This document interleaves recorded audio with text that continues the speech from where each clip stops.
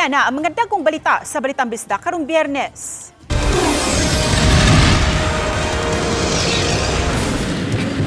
Sospek sa hit and run case sa batanong negosyante nga si Kingston Cheng nakapiyansa na.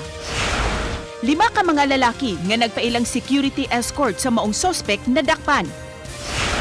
26 anyos nga rider, patay human nalatayan og truck sa Minglanilla. Kini ang GMA Regional TV, Balitang Bisdak. Mayong hapon, ako si Cecil Kibod Castro.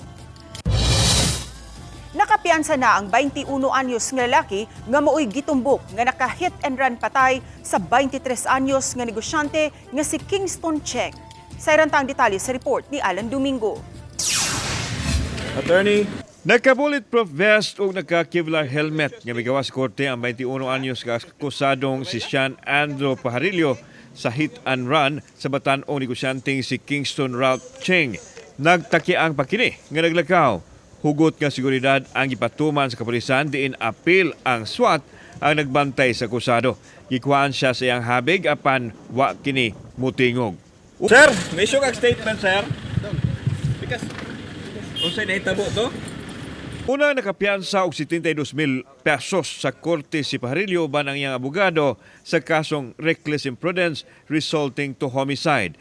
Gipasalig sa abogado ni Pajarillo nga atubangon siyang kliyente ang kaso sukwahi sa nagawa sa social media nga dunay tinguha nga mugawas sa nasod. Kinugang ni Attorney Julito Anyora nga nagbasol ang batanon niyang kliyente sa nahitabo apan wa matud pa motingog dihang gipangutana unsa gyud ang nahitabo. Because makita mo ganda mo nga magsisya kilak. No? So maghilak siya sa hospital. Although I would like to personally talk to him pero dili mo ko siya motingog. No, so even during inquest proceedings dili mo siya motingog. Pajarillo sa ospital sa Mandawi sanglit wa pa kini ma-discharge sa iyang pagka-admit sa Tambalanan. Din siya naka-hospital arrest human sa nahitabo. Sa higayon nga mahatagan na siya og clearance nga makagawas sa Tambalanan mouli kini sa ilang Pinoyanan. We extend our deepest sympathies. No, kanang dili magyud lalim, especially makasulay magyud nga namamatian gyud ba. Samtang iklaro sa Cebu City Police Office nga ubos silang custody si Pajarillo samtang naka-hospital arrest kini. Busa ang mga police personnel lang ang otorisadong magbantay nini sa Tambalanan. Tataw nga adunay nalapas kuno ang 5 sa lagda sa balaod. Busa ginakop kadtong 5 ka mga individual nga nagpailang security escorts nga misuway sa pagsulod sa lawak sa akusado. Kini sa pikigalayon usab sa ilang Mandawi City Police counterpart. Based on violation of RA 11917, sir, engaging in the exercise of security profession without authority. Samtang giklaro sa Defense Council nga dili private security ang 5 ka mga dinakpan. Kauban si Clover Lumayag, ako si Alan Domingo. Balitang Bisdak.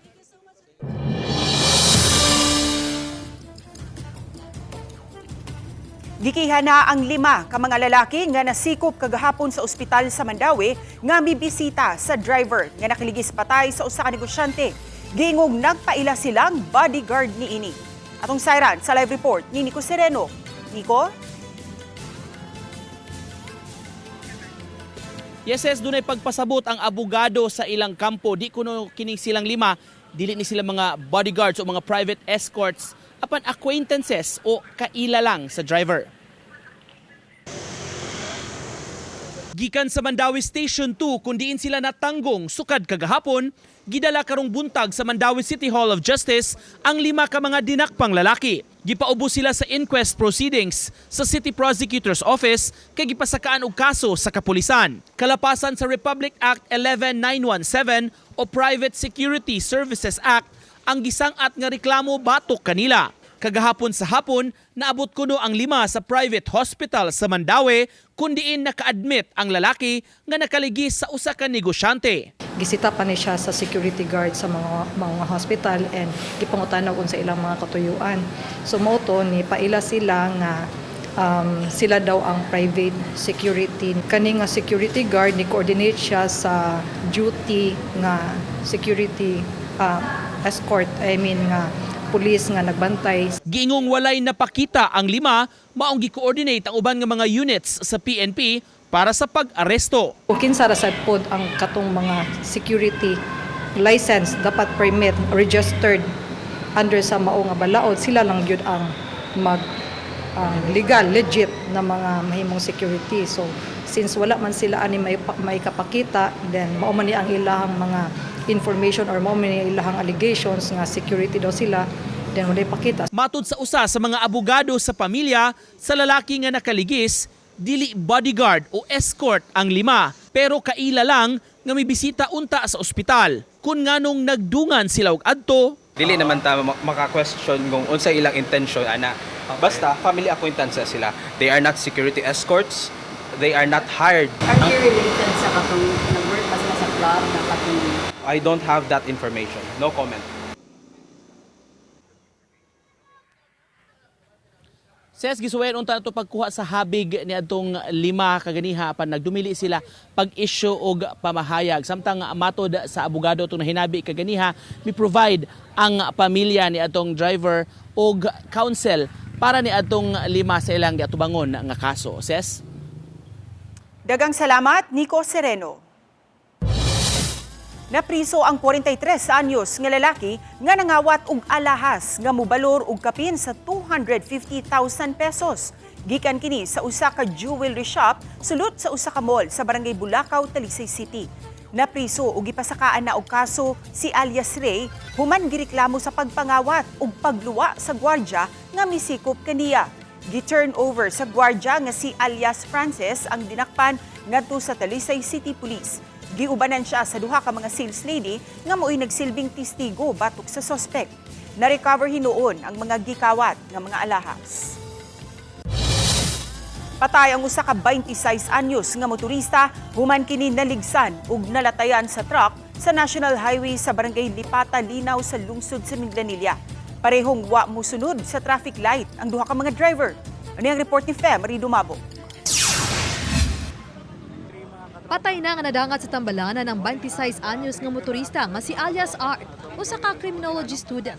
Dihang nalatayan sa luyong ligid sa truck ng iyang lawas. Matod sa hepe sa Minglanilla, Police Lieutenant Colonel Maria Teresa Makatangay, nga sa pakisusi ilang nasuta nga parehong wala mosunod sa traffic light ang motorista ug ang driver sa truck. Gikan sa eskina ang motorista apan mi left turn bisan kun stop signal ang traffic light sa National Highway padung sa norte. Samtang ang truck di karga nga gimaniho ni alias Pedro, 63 anyos, nga gikan sa south ug padung sa north, ang matod pa nagbiting the red light. Hinungdad nga natapsingan sa truck ang motorsiklo, nga niresulta sa pagkatumba niini ug nalatayan sa ligid sa liyong bahin sa truck ang motorista. Nahitabo kini pasado alas 9 gabi, Pebrero 12. Motorista nga i-anticipate nila ang pag-green light.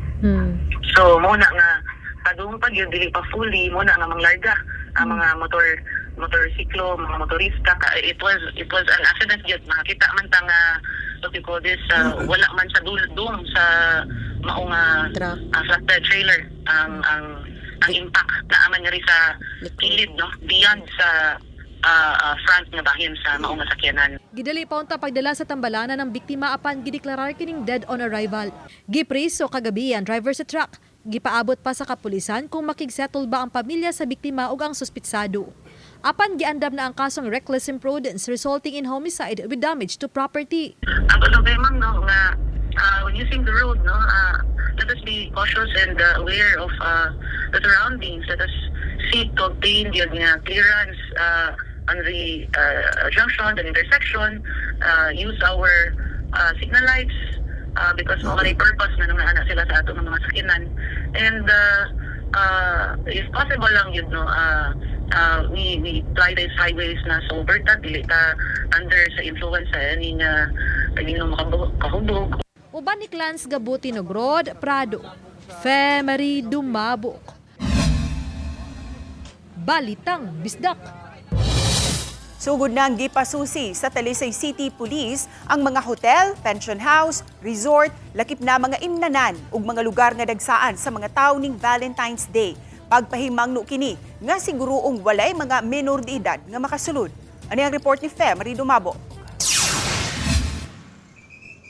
Sa pagsugod pa lang ning simanaha, gipang bisita na matud pa sa Talisay City Police ang mga lugar sa Talisay City nga sagad suruyan sa mga couple, pamilya ug magbarkada. Ilabi na panahon sa pagsaulog sa Valentine's Day. Gipanlantawan na nila nga sugod karong adlaw, bispira sa Valentine's Day. Busy na gyud ang maong mga lugar.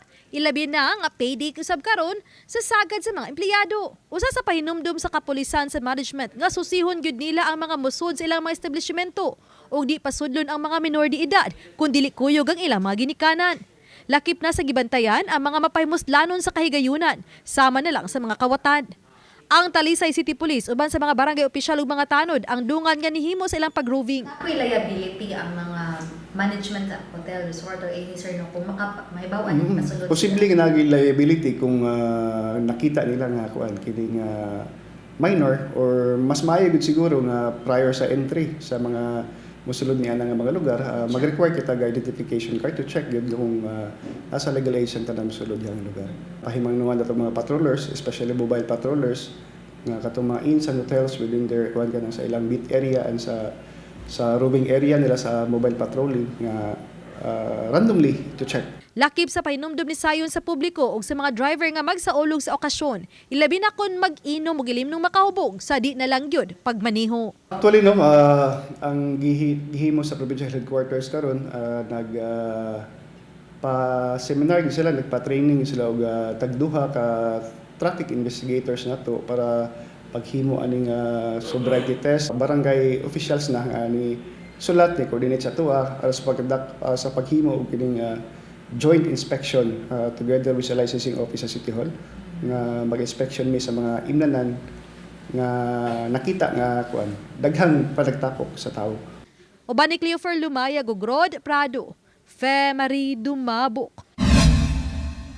Balitang Bisdak. Kini ang GMA Regional TV, Balitang Bisdak.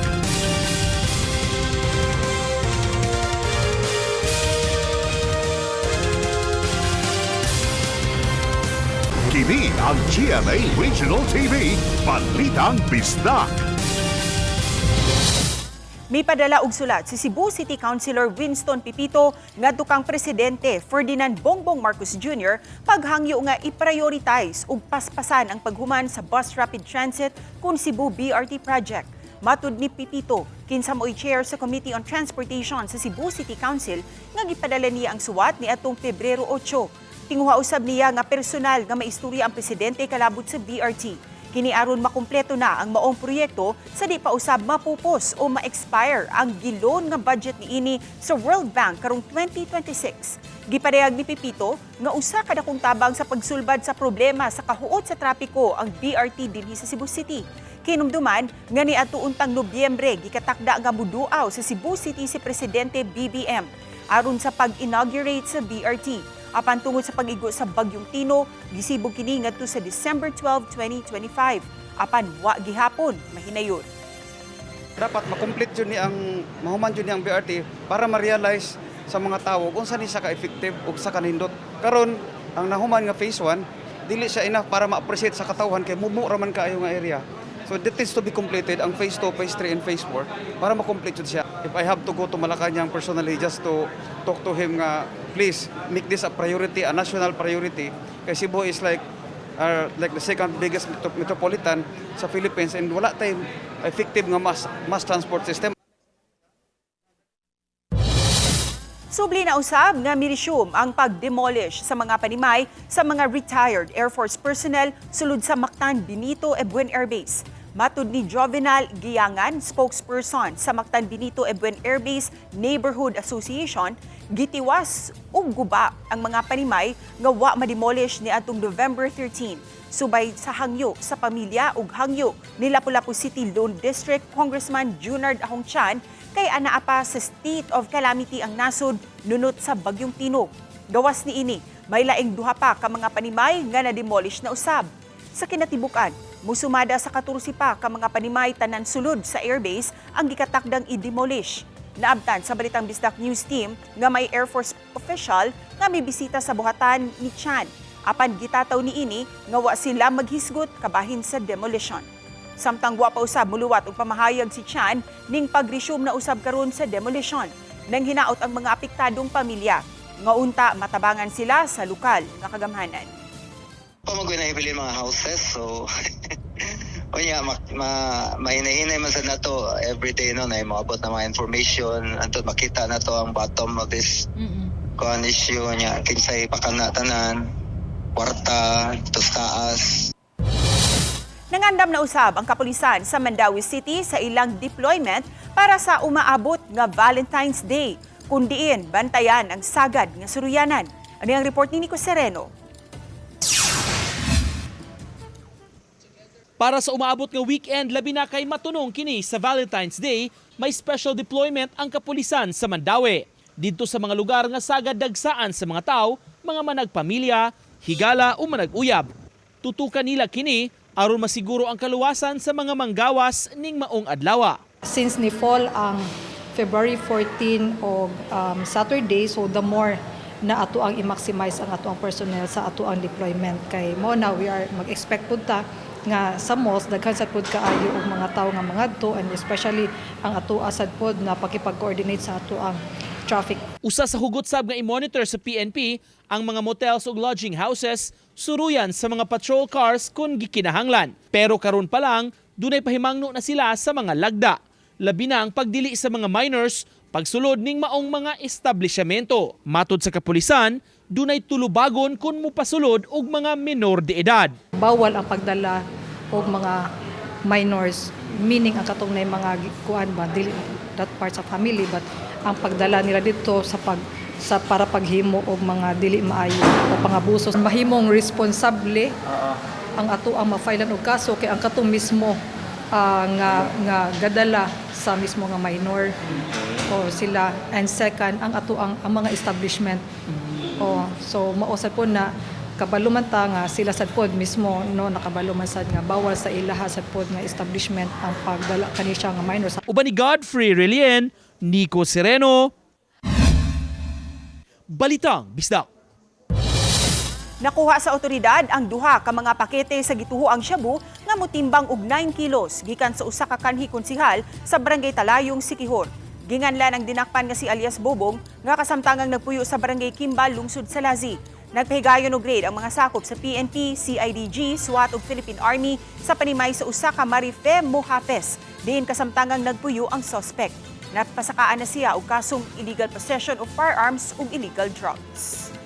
Illegal na dugas, mo hinay-hinay na unta sila gyud. Undang aning ilang gihimo kay dili gini maayo. Dili lang kay makadaot ni sa ato diri sa atong dungog sa lungsod, ang atong mga katawhan, ang atong mga kabataan, apektahan gyud ini.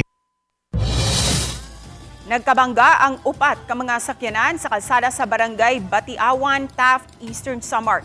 Human mawagtangan og kontrol sa manubela ang driver sa 6-wheeler dump truck.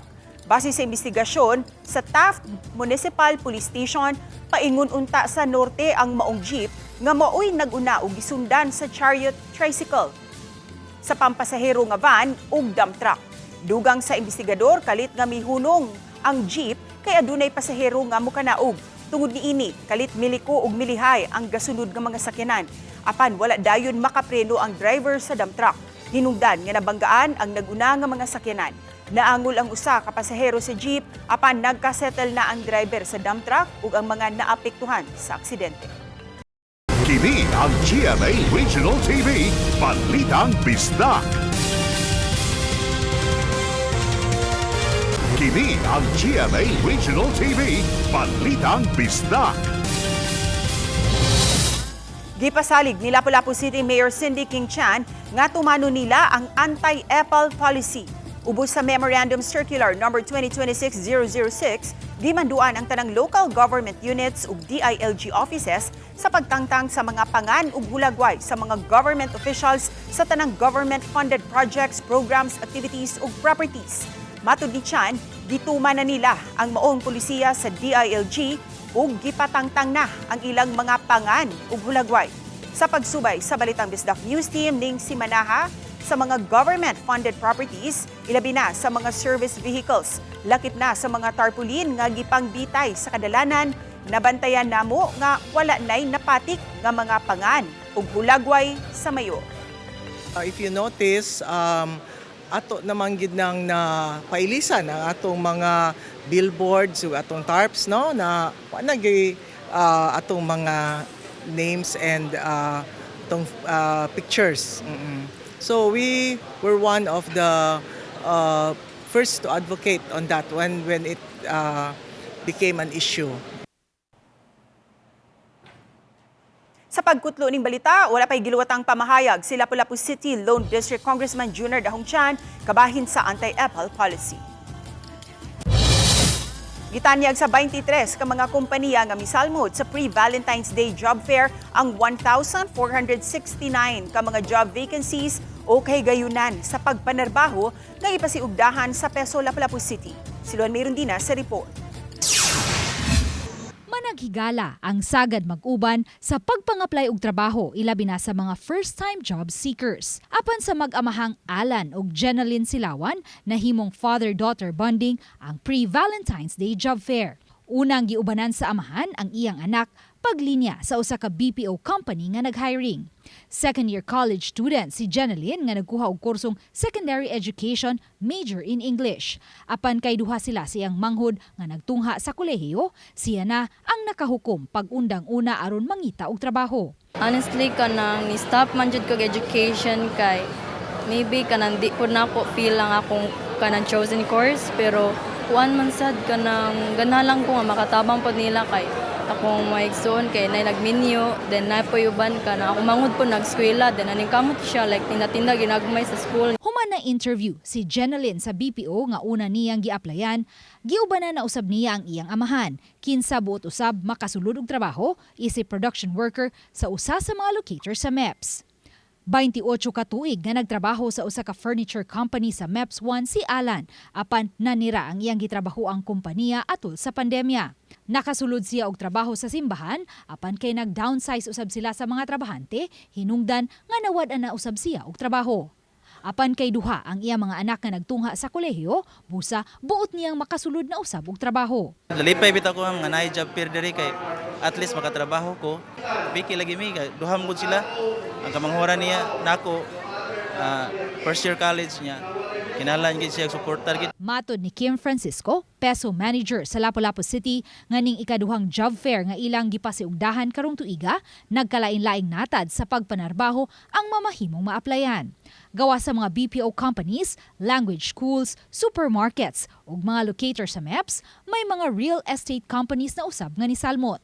Sa mga gustong mosulod sa uniform service, may mga representante usab sa Philippine Navy ang mudawat og application. Ato po ni timing no nga pre-Valentine basin na lang ang kato mga gipangsaaran nila nga gipanguyaban sugto na in town sila no nga oy nanakoy trabaho kagahapon ana ba so on a serious note kanang we will continue no our mandate no to provide and facilitate employment opportunities to our constituents. Ang Dole maninguha gyud sa among makaya through our partnership with the local government units to expand the employment facilitation as well as the strengthening of the coordination of Dole to local government units as well as our partners in the regional line agencies. Dugang sa Peso Manager sa Lapu-Lapu City, gawa sa tinguha nilang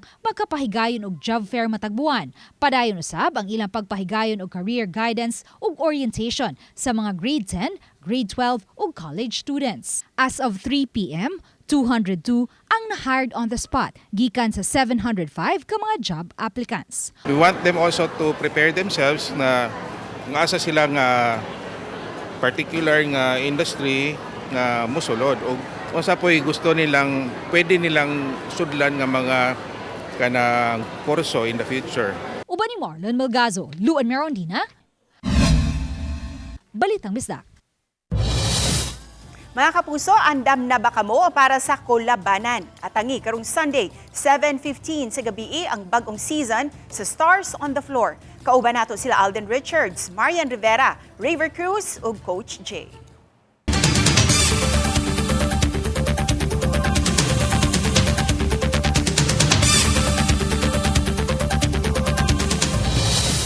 Ni-allocate ang Mandawi City og pondo aron matiwas ang parte sa riprap sa Butuanon River nga wala pa mahuman pagtrabaho. Kini aron kalikayan nga mabahaan ang komunidad sa dapit kay adto musud ang tubig kun mo-overflow ang sapa. Ani ang report ni Nico Sereno. Kini ang parte sa flood control project sa sitio Talong sa barangay Paknaan sa may 6.5 hectare relocation site. Kung sa atbang nga bahin sa Suba, habig na sa barangay Umapad, na porma na ang flood control project, apan may parte pa sa bahin sa Paknaan nga wa pagyod matiwas. Gani kini ang gitumbok sa mga residente kung kusog kaayo ang uwan ug dunay bagyo, dinhi sa wala natiwas nga riprap, muagi ang tubig pasulod sa kabalayan. Sa pagbisita sa GMA Regional TV sa miaging simana, gipanghinaot sa mga residente makumpleto na ang proyekto ug matrabaho na ang gaps sa riprap para sa proteksyon kanila. Samtang matod sa City Hall, mitagana karong tuiga og pondo ang syudad para mangunay og trabaho niining pipila ka mga infrastructure projects. 100 million pesos gikan sa city budget kundi usa sa pondohan ang pagpatrabaho sa parte sa riprap sa sitio Talong. Ang city na lang mo take sa kadjel with all this banda sa DP para nga portion ha, pero dili ka nara napita kay taas bigay ng Butuanon. That amount dili na siya regular diha no. Eh kung subayo na to ang 11 kilometer stretch na Butuanon River, if I'm not mistaken, murag 11 billion, 10 billion pa ba needed ana. Pero wala man tayo na kwarta. So ang ato lang diha kanilang yung lowest lying area diha sa Butuanon River sa Paknaan. Parte usab sa budget nga gi-allocate ang desilting o pagpalawom sa mga kasapaan sa Mandawi para makaalibyo sa pagbaha kung dautan ang panahon. Part sa strategy is desilting ba. So nabutangan po na sa budget this year. I think somewhere like 20 or 25 million. Nico Sereno, Balitang Bisdak. Ning Valentine's Day, nagkadiiyang pakulo ang gihimo sa nagkadiiyang buhatan sa COMELEC sa munisipyo sa Carmen ug Talisay City. Ani ang report ni Fem Rig Dumabo. Sama na lang sa COMELEC office sa lungsod sa Carmen sa probinsya sa Cebu. Diin nag-andam sila og mga buwak, candies ug chocolates. Is Valentine's treat nila alang sa mga magparehistro karong adlaw hangtod na sa pagtapos ning buwan sa Pebrero. Mato di Carmen Election Officer Omar Sharif Mamalinta nga usa kini sa paagi pag-agni nga magparehistro na aron makabotar sa barangay ug SK elections karong November 2. Samtang sa off-site registration sa Barangay Dumlog, Talisay City usab, gihimo sa Talisay City COMELEC karong adlaw ug ugma. Mato ni Attorney Richley Consulta, Election Officer, nga paagi kini sa pagpabatyag sa Talisaynon nga importante sila alang sa Talisay City COMELEC. Samtang nagkadaiyang pakulo usab ang gihalad sa Talisay City Government. Di lang sa mga Talisaynon apan lakip na sa mga stray puppies ug usa ka iring. Usa ka acoustic drum nga tawgon og Somebody to Love ang himuon sa Family Skate Park at tubangan sa Talisay City Hall sugod sa alas 7 sa gabi hangtod na sa alas 9 karong gabi. Himuon kini February 13 ug ugma February 14. Diin mahimong mag-date ang couple, pamilya ug paghigala. Samtang nipili usab og tulo ka mga lucky winners nga dunay mga unique love story nga gipadangat ngadto sa social media ni Mayor Samsam Gulyas. Mag-enjoy ang nidaog sa usa ka romantic dinner ug overnight stay sa usa ka 5-star hotel. Ug alang sa may ligod og iro ug iring, adopt a pet usab ang tanyag sa Talisay City Government karong alas 5 sa hapon hangtod na sa alas 7 sa gabi. 13 ka mga itoy ug usa ka iring ang andam nga mapa-adopt ning Valentine's Day. These are rescued pets. We have puppies and kittens, one kitten that are to be adopted today. It's one way to celebrate Valentine's here in Talisay City. If you can find a partner, we have a partner for you. As long as you open your heart and you have compassion towards animals, other people, and you have sympathy and empathy. Being kind is for me, it's my self mantra. Being kind is key to a happy and healthy life. Uban ni Rod Prado Clans Gabutin, Fe Marie Dumabok. Balitang Bisdak.